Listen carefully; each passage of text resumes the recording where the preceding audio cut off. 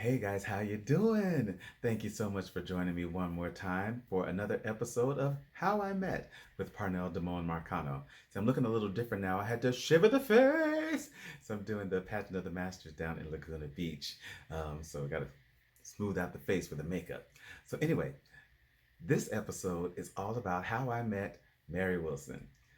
Most of you know that I sung with Mary for 27 years. Interesting numerological fact, yeah, however you say it. um, I met I met Mary when I was 27 years old. Isn't that wow? So y'all tell me what that means in the numbers things like down in the comments. Anyway, picture it. Los Angeles, California, 1993. I'm at home minding my own business when the phone rings. Hello? Hey Parnell, it's Shirley Ralph. Well, hello, Shirley Ralph. How are you? Well, I'm good. I'm here with Merrick Wolf. Listen, Mary Wilson is looking for a background singer. Background? I'm not singing behind anybody. It's just a few oohs and ahs. I don't do oohs and ahs. Anybody? Anybody? Yeah? 50 points for Gryffindor if you know what I'm referencing. Anyway, I was like, oh, that sounds great. Thanks for thinking of me. She said, okay, great. I'll put you in touch with her people and you guys can set up a meeting. So a couple days later, I get a phone call to meet Mary Wilson at Chin Chin's restaurant in Beverly Hills. And so I'm all excited and ready to meet her. I'm like, oh my God, I haven't seen Mary Wilson in a long time. Will I recognize what she looks like? No need.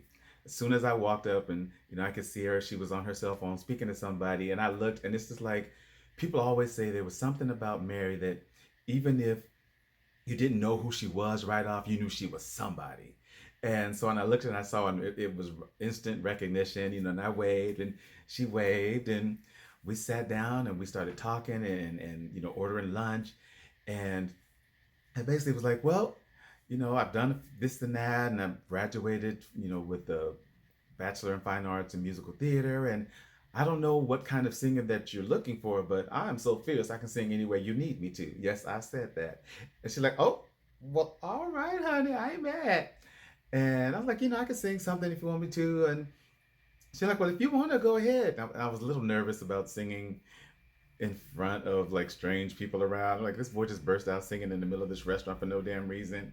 So I did sing then, but we became like instant friends right at that meeting. We just had a really good energy. And she's like, well, I got one more person that I have to interview after you, but I get a good vibe here. And as far as I'm concerned, the gig is yours if you want it. I'm like, yeah, great. So it was so nice to meet you. It's nice to meet you too. And I went on, and like a couple days later, I got a call saying, okay, well, you're booked. Your first gig is in 2 weeks. We're going on a cruise. So if you don't have a passport, get one. So I had to run and get my passport, the expedited thing that so many entertainers have to do when we book gigs taking us out of the country. And I was off as the one and only male supreme. And at that time, um, Iris Parker and Valerie McIntosh were background singers. Many of you may remember them as the original members of Madam X. Just that type of girl. Oh, oh, just that type of girl. Many think I'm divine. Yeah. Hey, Iris. Hey, Valerie. I love you guys and miss you. And so we set off and started doing our Supreme thing, and me being me, I'm like, oh no, we can't just do these little simple background moves. I need some flair. So I started changing the steps and adding a little bit things. So we had our own little background vocal show going on there behind Miss Mary. So a few gigs later, I think like about my third or fourth performance with Mary, she comes to me backstage before we're about to go on.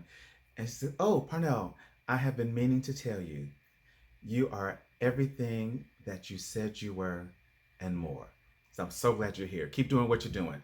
She said, and don't worry about upstaging me because you can't. No, she didn't, sweetie.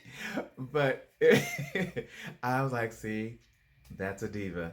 She's like, listen, honey, you can do whatever you want to do. I'm still a legendary performer, and I'm going to hold my spotlight right up there.